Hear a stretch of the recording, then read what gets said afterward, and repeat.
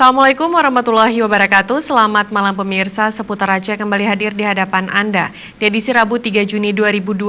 Bersama saya Jerintan, berikut laporan selengkapnya.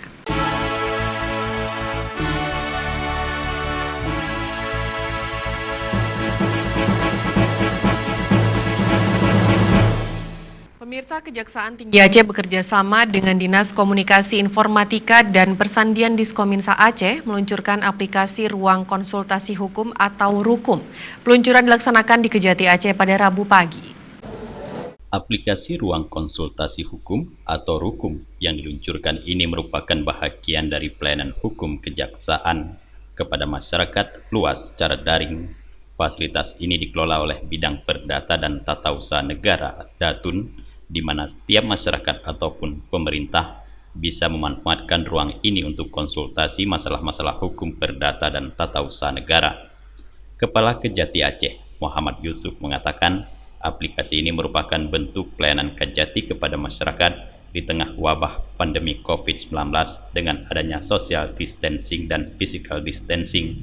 Muhammad Yusuf mengatakan pelayanan hukum terhadap instansi pemerintah dan masyarakat tidak boleh berhenti. Seketika bisa.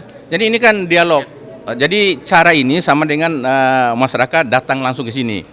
Cuma ini karena COVID, jadi kami memberikan solusi cara lain. Masyarakat tidak perlu berhenti, kejaksaan tidak perlu berhenti melakukan pelayanan, tapi dengan melalui online ini masyarakat bisa memberikan menanyakan keluhan-keluhannya. Kami pun dengan cara ini bisa memberikan jawaban.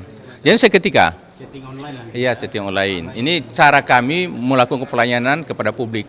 Ya. Waktunya Pak? Langsung. 24 jam. Iya, 24 jam kami.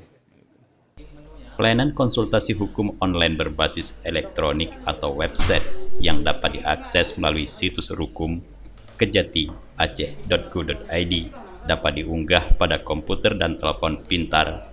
Dengan aplikasi, masyarakat dapat secara langsung berkonsultasi mengenai masalah hukum online selama 24 jam. Sebelumnya, pelayanan hukum dilakukan dengan tatap muka langsung di kantor Kejati Aceh.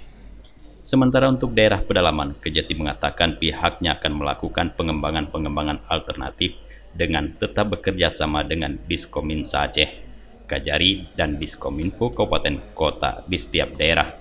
Dari Banda Aceh, Tim Liputan Aceh TV melaporkan.